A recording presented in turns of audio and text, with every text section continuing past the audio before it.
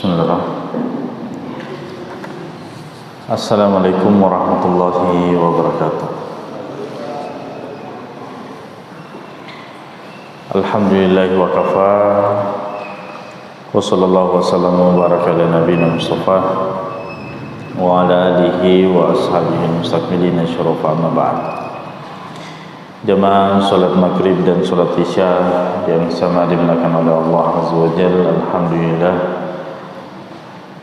kembali pada malam hari ini sebagaimana biasanya kita memanfaatkan waktu antara maghrib dan isya untuk saling mengingatkan, saling menasihati. Sebagaimana biasanya dalam pembahasan kita, pembahasan fikih, perspektif salah satu mazhab yang muktabar dalam pengajaran dan pengamalan di samping mazhab-mazhab muktabar yang lainnya, yaitu perspektif mazhab Syafi'i. Dan pembahasan kita masih tentang pembahasan zakat, di mana masuk ke dalam pembahasan zakat fitrah, ya. Karena pembahasan zakat terbagi menjadi dua, ada zakat mal, ada zakat fitrah. Zakat mal kita sudah selesaikan pembahasannya, dan setelah itu masuk pembahasan zakat fitrah sebagai zakat badan, ya. Jadi ada zakat harta, ada zakat badan. Zakat badan inilah zakat fitrah. Tapi karena pembahasan zakat fitrah ini biasanya kita bahas menjelang Ramadan bersama dengan pembahasan puasa, maka kita tangguhkan pembahasan zakat fitrah ini. Dan kita sekarang melangkah langsung ke akhir pembahasan zakat. Akhir pembahasan zakat yaitu pembahasan tentang golongan yang berhak menerima zakat, ya, golongan yang berhak menerima zakat.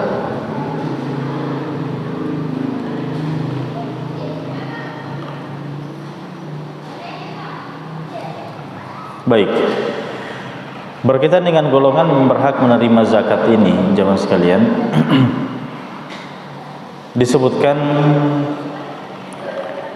secara lengkap di dalam surah At-Taubah ayat 60, di mana Allah Subhanahu wa taala berfirman, innamas shadaqatu lil fuqara'i wal masakin wal 'amilina 'alaiha wal mu'allafati qulubuhum wa fir riqabi wal gharimina wa fi sabilillahi wa ibnis sabil faridatan minallah wallahu alimun hakim. Nah, ini ayatnya di dalam surah At-Taubah menyebutkan siapa saja yang berhak menerima zakat, ya. Jadi pembagian zakat ini, jemaah sekalian, bisa kita lakukan secara langsung ketika kita misalnya mengetahui siapa-siapa saja yang berhak menerima zakat, dan kita, ya, entah harta kita atau kita punya zakat fitrah, kita mensalurkan dan mau langsung memberikan kepada orang yang berhak menerimanya, bisa, ya. Itu opsi yang pertama, dan pada dasarnya seperti itu. Tapi kalau kita misalnya ingin mewakilkan kepada pihak yang terpercaya untuk menyalurkan zakat kita, ya, disebabkan karena mungkin kesibukan dan seterusnya, maka bisa melalui amil zakat, bisa melalui amil zakat.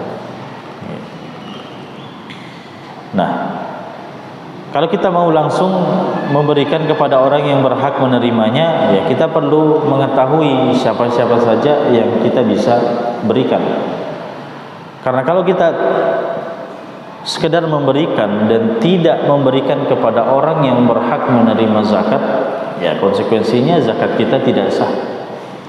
Zakat kita tidak sah. Makanya kita benar-benar teliti kemana kita berikan zakat kita. Ya. Kalau dalam ayat ini disebutkan ada 8 golongan. Tadi disebutkan innamas shadaqatu.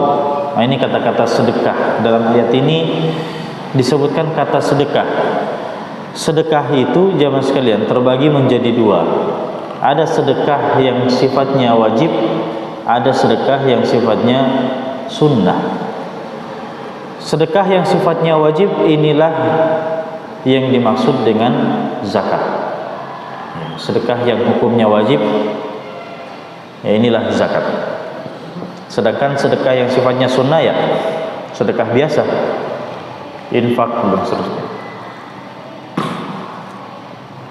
Innamas shadaqatu, sesungguhnya sedekah, maksudnya zakat itu diperuntukkan kepada siapa? Lil fuqara. Yang pertama, fakir wal masakin, orang-orang miskin, wal amilina 'alaiha, dan petugas zakat, amil zakat, wal muallafati qulubuhum, dan orang yang masih lemah keislamannya. Kemudian wafir riqabi, ya budak. Kemudian wal gharimina, orang yang berhutang. Wa fi sabilillah, orang yang fi sabilillah. Kemudian ibnu sabil.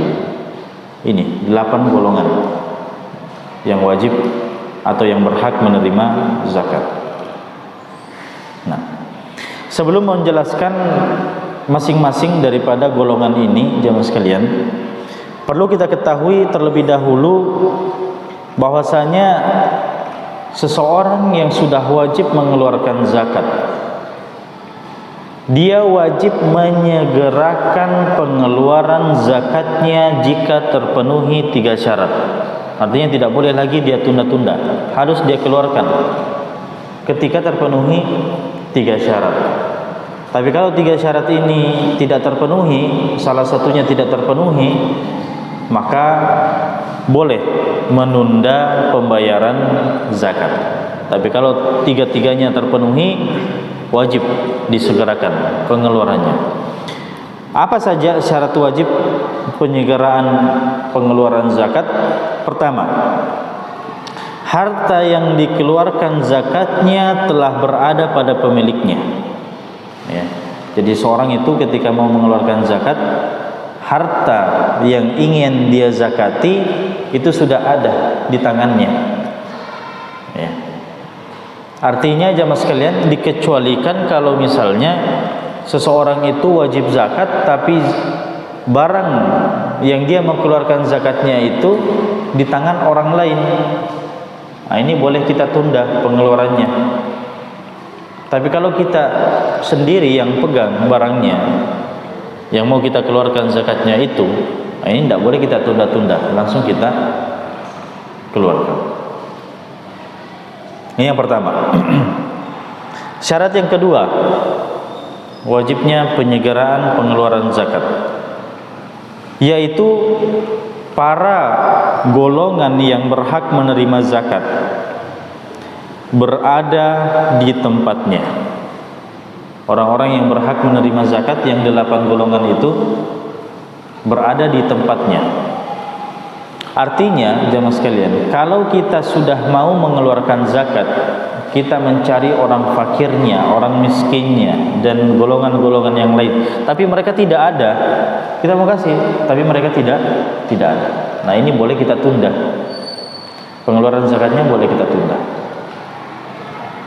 Tapi kalau misalnya fakirnya ada, miskinnya ada, ya sudah, apalagi yang ditunggu, kasih segera. Nah, ini syarat yang kedua. Syarat yang ketiga, pemilik harta tidak dalam keadaan sibuk dengan perkara dunia atau perkara akhirat. Ini ketiga. Ya.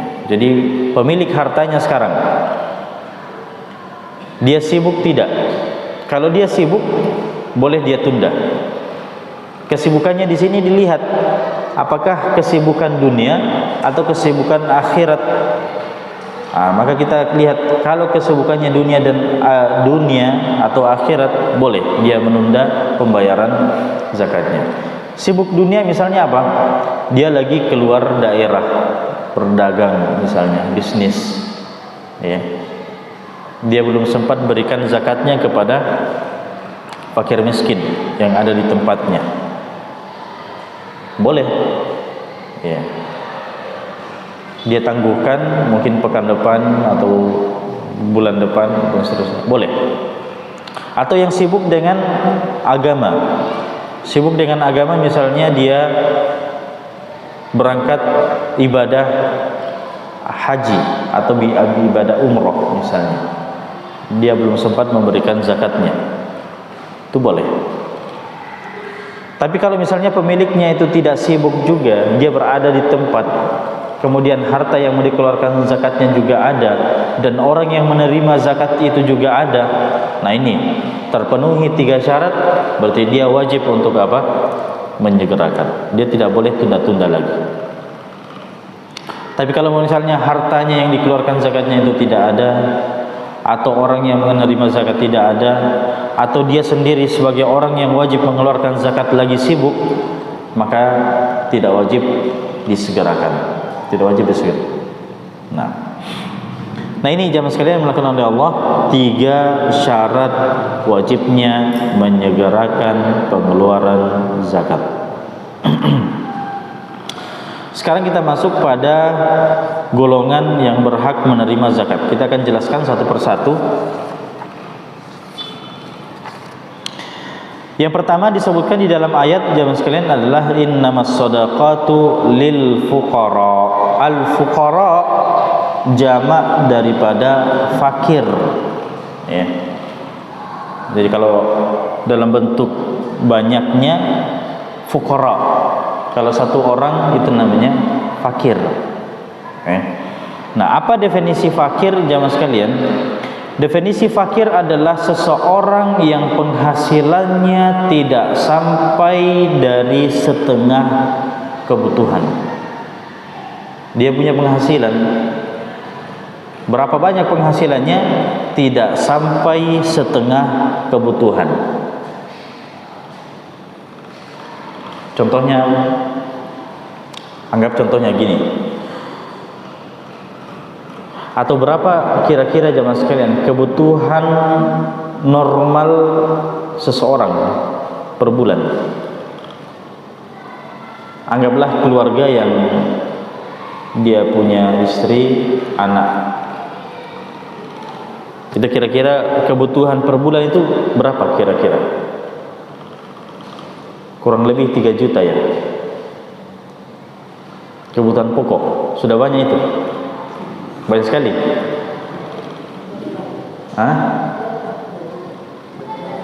Anggaplah 3 juta ya. Kita ambil jalan tengahnya saja. Mungkin ada yang kurang dari itu. Iya, ada juga di atas daripada itu. Kita ambil tengah-tengahnya saja. 3 juta ya. Kebutuhan bulanan pokoknya.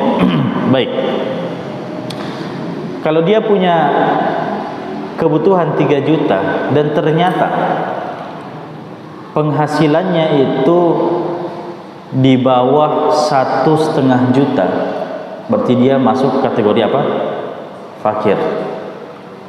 Dia punya penghasilan 1 juta, padahal kebutuhannya itu 3 juta. Kita katakan dia tergolong fakir.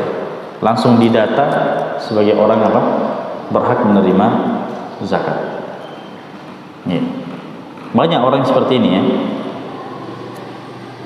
Para janda misalnya tidak punya suami, atau misalnya seorang anak yang tidak lagi memiliki orang tua, atau ada orang tua yang tidak memiliki anak, ya. Atau ya termasuk orang yang tidak punya mata pencarian sama sekali, ya. Nah, intinya tidak memenuhi kebutuhan setengah ya daripada kebutuhan sebulannya. Nah, orang seperti ini jamaah sekalian, orang yang fakir itu berhak menerima zakat seukuran kebutuhannya sisa umur. Jadi ada namanya kifayatu al-umur. Jadi diperkirakan orang ini kira-kira kebutuhan sisa umurnya itu berapa. Ya, langsung dikasih saja semuanya, bisa. Orang yang fakir seperti ini. Makanya diberikan kayak seperti modal, ya. Itu bisa. Orang seperti ini diberikan modal untuk bekerja dan seterusnya. Nah, kifayatu al-umur. Nah, jadi fakir ya, ini yang paling rendah sebetulnya, yang paling rendah ekonominya dibandingkan miskin. Kalau di dalam ayat ini memang kita lihat didahulukan penyebutan fakir dibandingkan miskin. Ini kalau dalam mazhab Syafi'i. Tapi dalam mazhab Hanafi, miskin justru lebih lebih menderita dibandingkan fakir. Itu kenapa? Karena definisi saja ya. Mazhab Hanafi itu punya definisi tertentu tentang miskin, dan definisinya itu ya lebih di bawah dibandingkan fakir. Baik, menjelasnya itu definisi daripada fakir. Nah sekarang yang kedua, innamas shadaqatu lil fuqara'i wal masakin. Al masakin jamaah sekalian, masakin jamak ya, banyak orang. Kalau satu orangnya namanya miskin. Nah apa definisi miskin? Definisi miskin adalah seorang yang penghasilannya lebih dari setengah kebutuhan, tapi tetap tidak cukup kebutuhannya. Tapi lebih setengah. Ya. Misalnya ya, tadi kita katakan kebutuhan anggaplah 3 juta per bulan. Dia punya penghasilan berapa? Dia punya penghasilan di atas 1,5 ya.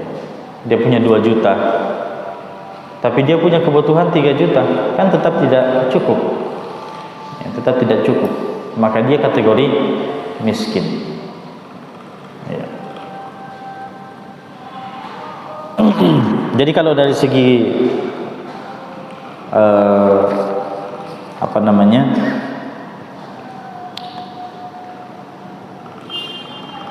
tingkat kebutuhannya, fakir lebih di bawah dibandingkan miskin ya. Nah, dari segi pendapatan, fakir lebih di bawah dibandingkan miskin. Baik, nah itu fakir dan miskin. Sekarang kita melangkah pada yang ketiga, innamas shadaqatu lil fuqara'i wal masakin wal 'amilina 'alaiha. Wal 'amilina 'alaiha artinya petugas zakat, amil zakat. Nah, ini jamaah sekalian, berkaitan dengan amil zakat ini penting kita ketahui. Apakah amil zakat sebagaimana yang kita ketahui selama ini, selama dia namanya petugas zakat atau panitia zakat, apakah secara hukum langsung mengambil hukum amil zakat atau tidak? Karena amil zakat itu berhak menerima zakat, terlepas dari bagaimana keadaan ekonominya. Dia mau kaya sekalipun, kalau dia kaya dan dia statusnya adalah amil zakat, tetap mendapat zakat ya. Nah ini makanya penting untuk kita ketahui apa batasan seseorang itu dikatakan amil zakat. Definisi daripada amil zakat adalah orang yang diangkat oleh pemerintah secara resmi mengumpulkan zakat dan membagikannya kepada orang yang berhak. Inilah definisi apa? Amil zakat. Jadi semacam apa? Semacam basnas, lasnas yang resmi, ya. Badan yang memang dibentuk oleh pemerintah untuk pengumpulan dan penyaluran zakat. Bagaimana dengan lazis-lazis itu, jamaah sekalian? Apakah termasuk? Kalau dia termasuk dalam lasnas, ya, kan lazis banyak. Ada yang resmi lasnas, ada yang tidak resmi. Kalau dia sudah resmi menjadi lasnas, lazis nasional, berarti dia mengambil hukum amil. Dia mengambil hukum amil. Terus bagaimana dengan panitia-panitia zakat misalnya yang biasa dibentuk oleh masjid, ya? Itu gimana? Kalau panitia zakat, ya, yang tersebar di masjid-masjid itu mendapatkan SK penunjukan langsung daripada badan, baik itu basnas atau lasnas atau dari lurah biasanya, maka itu sudah mengambil hukum amil. Ya. Kalau misalnya ada orang tertentu ditunjuk, ada SK-nya, maka dia mengambil hukum amil dan dia berhak mendapatkan zakat. Ya. Tapi sebetulnya amil ini, jamaah sekalian, apakah dia berhak menerima zakat atau tidak? Tadi saya katakan, walaupun dia adalah orang yang kaya, tapi kalau dia adalah jelas dia adalah amil yang ditunjuk, maka dirinci, ada perincian sebetulnya. Ya. Perinciannya bagaimana? Amil zakat kalau mendapatkan gaji dari Baitul Mal, ya. Cuma sekarang tidak ada Baitul Mal. Yang ada sekarang apa? Ya, kalau kita negara ini ya ada kantor keuangan. Ada kantor keuangan, itulah ibaratnya Baitul Mal. Kalau misalnya amil ini mendapatkan gaji langsung dari pemerintah setiap bulan, berarti nanti konsekuensinya dia tidak bisa mendapatkan apa? Zakat. Kalau dia ada gajinya. Ya. Entah bulanan atau gaji per kerja. Ya. Tapi kalau misalnya tidak ada dari pemerintah, tidak ada gajinya, maka inilah yang berhak menerima zakat. Itu statusnya kalau amil. Terus bagaimana dengan petugas-petugas zakat, panitia-panitia zakat yang dibentuk dan tidak ada juga SK-nya, penunjukan resminya? Gimana? Apakah itu namanya amil zakat? Tidak, itu bukan amil zakat namanya. Tapi apa? Dia suka relawan. Dia termasuk suka relawan, bantu-bantu saja. Apakah dia berhak mendapatkan zakat? Dilihat. Kalau dia masuk kategori fakir, kategori miskin, berarti dia mendapatkan zakat bukan karena kerjanya, tapi karena statusnya fakir, statusnya miskin. Bukan karena dia bantu-bantu, ya. Kecuali kalau misalnya dia bantu-bantu amil dan amilnya sendiri yang mengambil bagian dirinya untuk dia bagi-bagi kepada orang yang bantu-bantu, bisa, boleh. Amil misalnya mendapatkan bagian dari zakat misalnya, dia ambil bagiannya itu dia bagi ke orang-orang yang sempat membantu misalnya, sukarelawan, ini boleh. Baik. Nah sekarang jamaah sekalian, apa saja syarat-syarat menjadi amil? Jadi menjadi amil itu tidak biasa, tidak sembarang, ya. Dia ada syaratnya. Kapan tidak terpenuhi syarat-syarat ini, tidak berhak seseorang itu menjadi amil. Nah apa saja? Pertama, memahami masalah bab zakat. Pembahasan zakat harus dia tahu. Itu nomor satu bagi seorang amil. Kalau dia sendiri tidak tahu tentang zakat, gimana caranya jadi amil? Ya, karena nanti kita akan sebutkan amil itu ada dari segi tugasnya ada 6 macam. Ya. Nah, itu pertama, dia harus memahami fikih zakat terlebih dahulu. Makanya kalau mau mendaftar menjadi amil zakat, harusnya menjadi tesnya itu. Ya, dites dulu fikih zakatnya gimana. Paham tentang zakat tidak? Ya, dia harus pahami itu semua yang kita jelaskan dulu, mulai dari zakat hewan, zakat hasil bumi, ya, bagaimana tabungan emas, perak, perdagangan dan seterusnya. Dia harus pahami itu semua. Ya. Makanya diuji seorang yang menjadi amil zakat itu. Itu pertama. Yang kedua, muslim. Berarti tidak bisa kalau kita ambil zakat dari non muslim, tidak sah. Dia bukan amil zakat. Yang ketiga, merdeka. Berarti bukan budak. Ya, karena budak nanti kita katakan budak nanti justru orang yang berhak menerima zakat. Kemudian 4, orang yang adil. Orang yang adil itu maksudnya apa? Bukan fasik. Bukan orang fasik. Apa definisi fasik? Orang fasik artinya orang yang melakukan dosa besar atau dosa kecil secara terang-terangan. Ya. Melakukan dosa besar misalnya apa? Dia tidak sholat. Wah. Ini tidak sholat. Masalah tidak sholat ini bahaya. Kalau dia adalah orang yang tidak sholat, ditanya kenapa tidak sholat?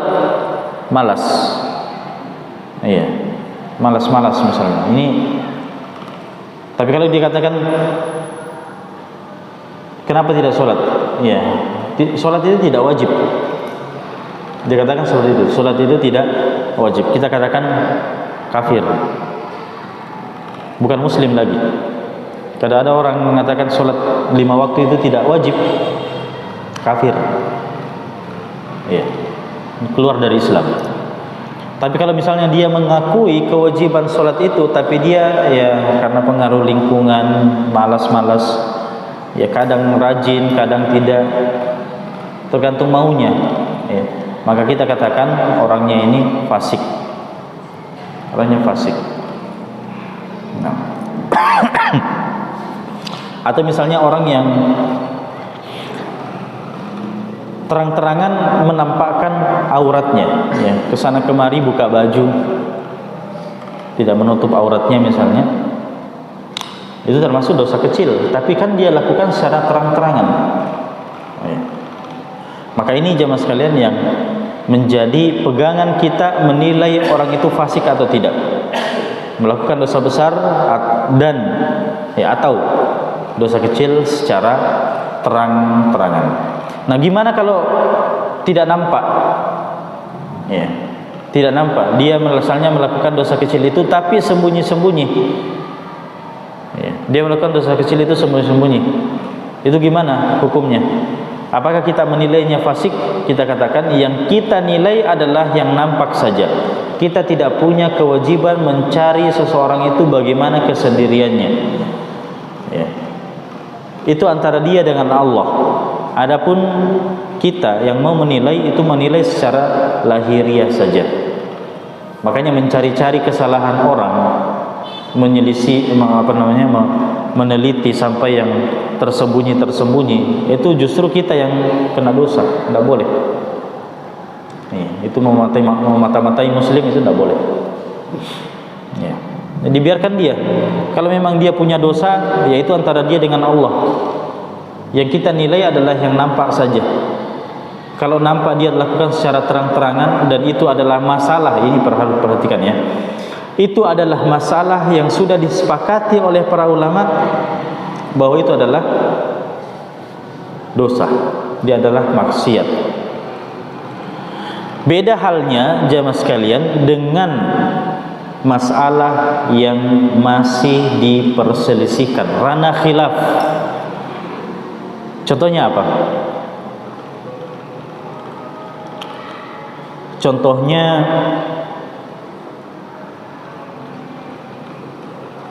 batasan aurat bagi wanita. Apakah wajah itu aurat atau bukan? Ini masalah khilafiyah. Masalah khilafiyah. Masalah muka wanita itu di depan bukan mahramnya apakah aurat atau bukan? Ini masalah khilafiyah. Iya. Malik, Syafi'i, Hambali itu mengatakan muka itu adalah aurat, makanya dia harus tutup di depan orang yang bukan mahramnya. Nah, kalau ada seorang wanita yang meyakini itu adalah kewajiban menutup muka di hadapan bukan mahram, kemudian dia membuka, berarti dia berdosa. Dan orang yang melihatnya boleh mengingkari. Kenapa tidak tutup mukanya? Sedangkan engkau misalnya ya, ada wanita yang mengaku saya bermazhab Syafi'i. Ya, kita katakan kalau begitu bermazhab Syafi'i konsekuensinya adalah wajib menutup muka. Ya. Kemudian dia tiba-tiba jalan tidak tutup mukanya, maka kita boleh mengingkari. Tapi kalau misalnya ada orang yang misalnya mengambil pendapat Maliki atau pendapat Hanafi yang mengatakan mukanya bukan aurat, dia buka auratnya, maksud saya dia buka, tidak menutup wajahnya, dia tutup auratnya yang lain, adapun mukanya dia tidak tutup. Apakah kita katakan ini juga fasik? Tidak. Kenapa? Karena dia mengambil pendapat, salah satu pendapat yang muktabar. Nah, jadi masalah fasik ini jamaah sekalian kita tidak bisa sematkan dalam masalah-masalah yang memang ulama di situ berbeda pendapat. Yang kita nilai sebagai dosa bagi pelakunya adalah ketika dia adalah perkara yang disepakati oleh para ulama, atau seseorang yang mengikat diri dengan mazhab tertentu dan dia melanggar mazhabnya misalnya. Nah, seperti itu.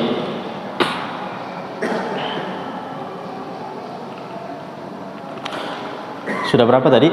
Syarat amil 4 ya. Memahami fikih zakat, muslim, merdeka, adil. Nah, sekarang yang kelima, mendengar. Dia dapat mendengar, artinya bagus pendengarannya. Berarti tidak boleh jadi amil seorang yang tuli. Tidak bisa menjadi orang amil orang yang tuli. Ini susah kalau kita mau bicara dengan orang tuli, nanti lain lain yang disampaikan, lain yang dia dengar, gimana? Kan repot. Ini urusan banyak orang ini.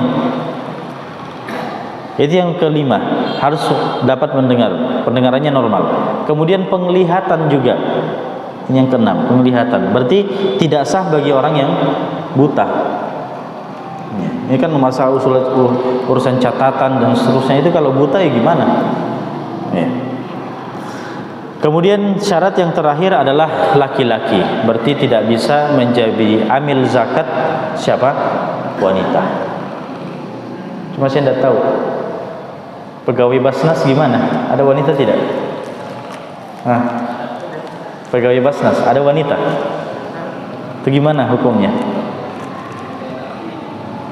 Bagian admin ya. Dilihat kalau dia bagian-bagian yang tidak ada sangkut pautnya langsung dengan zakat, bisa. Cleaning service misalnya. Ya. Nah, baik. Ini 7 syarat menjadi amil. Adapun amil zakat ini dari segi jenis kerjaannya ini dibagi menjadi 6. Yang pertama ada namanya al-katib. Al-katib ini yang menulis, ya, yang memang petugas menulis. Jadi dia menulis berapa kadar zakat yang diberikan oleh si fulan, berapa kadar yang wajib dia keluarkan, terus. Nah, itu. Ada yang kedua namanya al-qasim. Al-qasim ini yang membagikan zakat kepada kelompok-kelompok yang berhak mendapatkan. Namanya al-qasim. Jadi ini yang membagi. Ada namanya al-hashir. Al-hashir ini yang mengumpulkan. Kalau tadi al-qasim yang mendistribusikan, nah sekarang ini al-hashir, dia yang mengumpulkan dari pemilik harta. Jadi ada zakat mau diambil di sana, dia yang kumpulkan, dia pergi ambil. Kemudian ada namanya al-arif. Al-arif ini tugasnya dia mengumpulkan data siapa-siapa saja orang yang wajib mengeluarkan zakat dan siapa-siapa saja yang berhak mendapatkan zakat. Ini al-arif. Jadi dia mengumpulkan data. Ya. Misalnya si A, B, dan C wajib zakat. Si fulan itu berhak mendapatkan zakat. Nih, itu data-data. Yang kelima ada namanya al-hasib. Al-hasib ini yang menghitung. Penghitungnya ini. Jadi beda antara yang menghitung, beda yang mencatat. Mencatat tadi al-katib, ini al-hasib menghitung. Ada juga namanya al-hafidh. Al-hafidh ini yang tugasnya khusus menjaga zakat yang sudah dikumpulkan itu. Yang belum dibagi kan itu disimpan. Ya, mungkin security-nya ya. Nah, ini namanya al-hafidh. Dan Abu Hurairah radhiyallahu taala anhu pernah bertugas sebagai al-hafidh. Karena ada kisahnya itu. Beliau 3 malam itu dicuri. Ada pencuri datang kan 3 malam itu. Ternyata malam ketiga dia tangkap. Ternyata dia jin. Ya. Yang menjadi pencuri zakat itu jin. Ya, setelah dia berjanji, saya akan ajarkan sebuah doa, lepaskan saya akan ajarkan sebuah doa, baca doa ini saya tidak datang lagi. Akhirnya beliau lapor kepada Nabi Sallallahu Alaihi Wasallam. Nabi Sallallahu Alaihi Wasallam mengatakan, sadaqaka wa huwa kadzub. Dia itu pendusta, tapi ketika dia mengajarkanmu sebuah doa, dia jujur pada saat itu. Ya, sadaqaka wa huwa kadzub. Dan ini dalil bahwa namanya kebenaran, kalau namanya kebenaran itu dari siapapun, walaupun dari orang yang banyak kesalahan, itu diterima selama itu adalah kebenaran. Walaupun diucapkan oleh orang kafir sekalipun, kalau dia adalah kebenaran, kita terima. Dan ini manhaj Ahlus Sunnah wal Jamaah. Baik, sekali itu jamaah sekalian yang dimuliakan oleh Allah, 3 saja dulu pembahasan kita berkaitan dengan orang yang berhak menerima zakat, fakir, miskin dan amil ya. Berikutnya yang keempat, kelima dan 6 sampai ke-8 insyaallah pertemuan yang akan datang. Sisa waktu jamaah sekalian kita manfaatkan. Mungkin ada yang ingin ditanyakan, didiskusikan, silakan. Fadhal.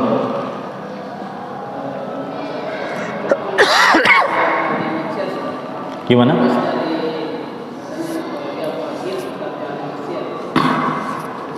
Dia orang yang berhak menerima zakat, tapi dia maksiat.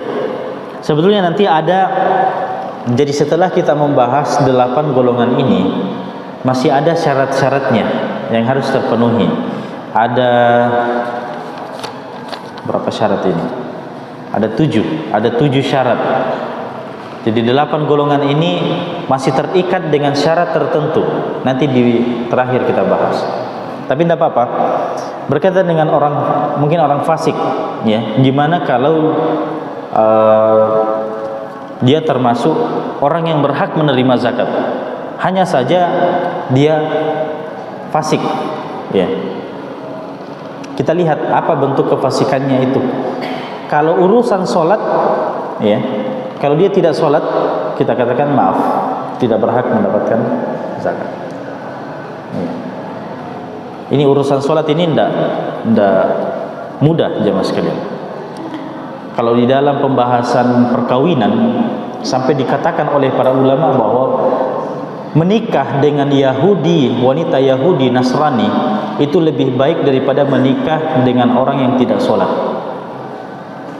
Kenapa? Kenapa jemaah sekalian kira-kira?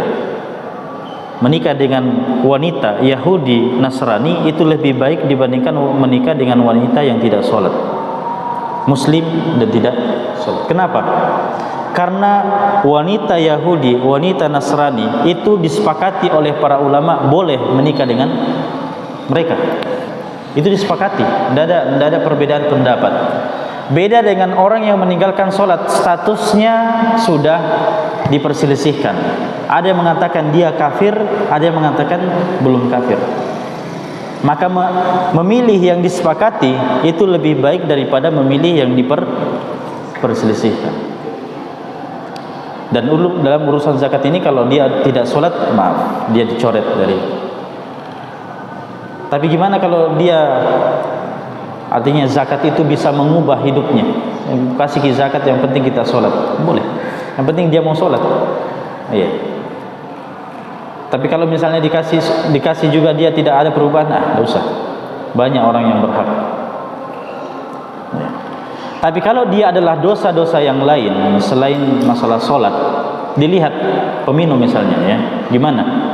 Kita katakan dilihat kalau zakatnya ini kita menduga, ya, dugaan yang kuat bahwasanya orang ini akan memakai zakatnya ini untuk minum-minum, ya, minuman keras, maka tidak dikasih.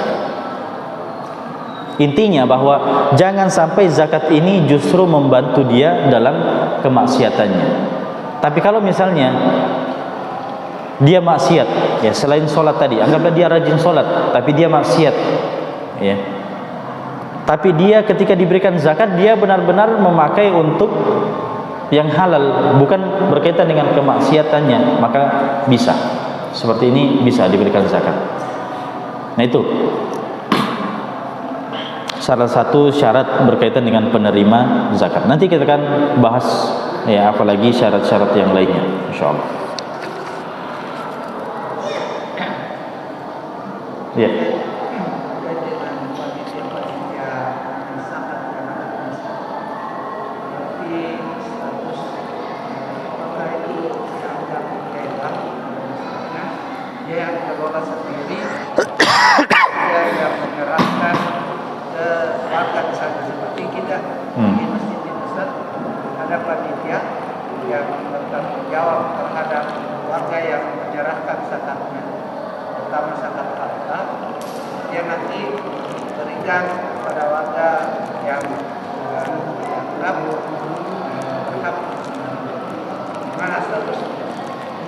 Apakah itu perbuatan yang ilegal? Apakah perbuatannya ilegal? Dianggap ilegal? Sebetulnya jamaah sekalian, urusan mewakilkan pembayaran zakat kepada orang itu kepada siapapun boleh, ya. Kan urusan mewakilkan, urusan misalnya kita membayar zakat kepada amil, itu kan urusan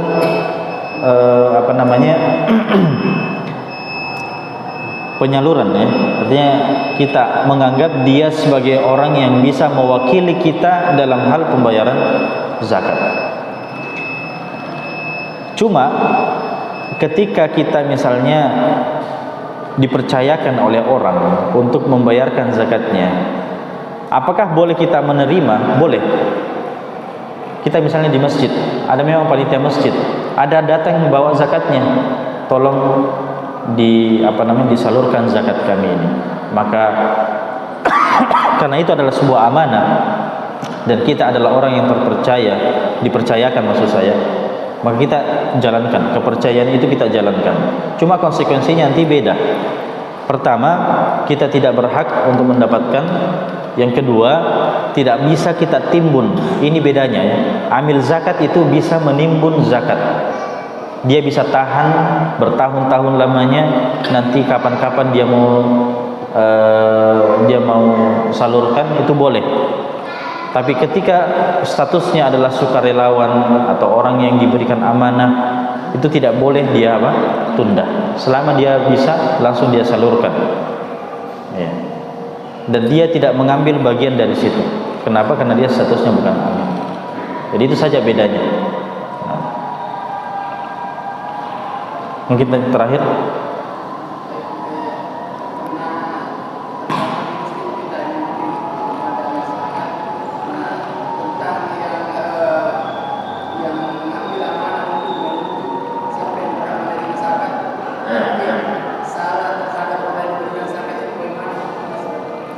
Gimana?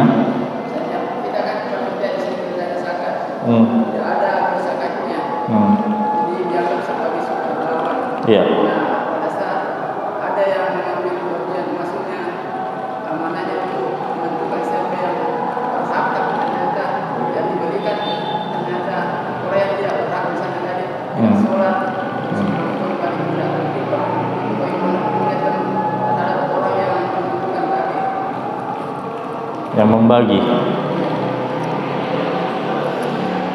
Nah.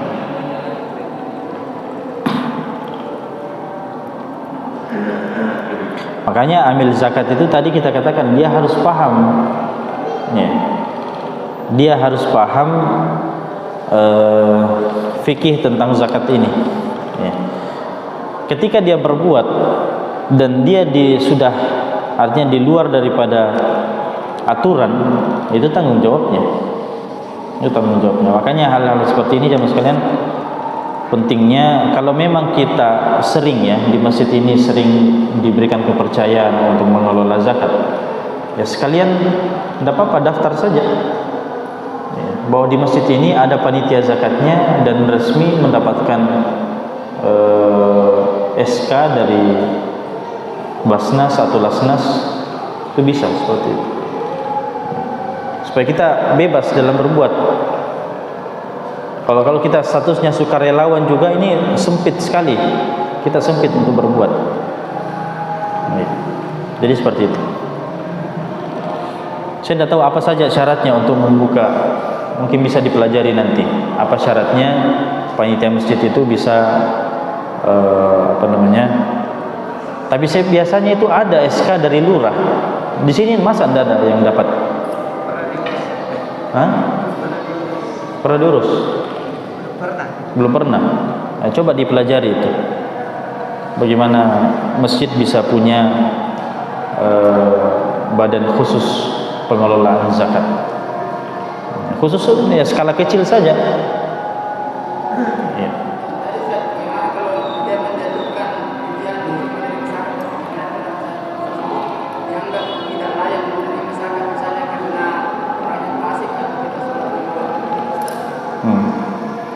Pertama, itu tanggung jawabnya dia ya, karena dia telah memutuskan.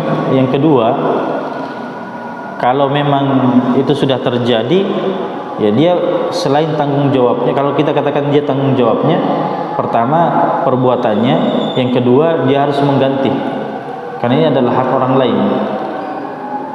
Ya. Makanya tidak mudah.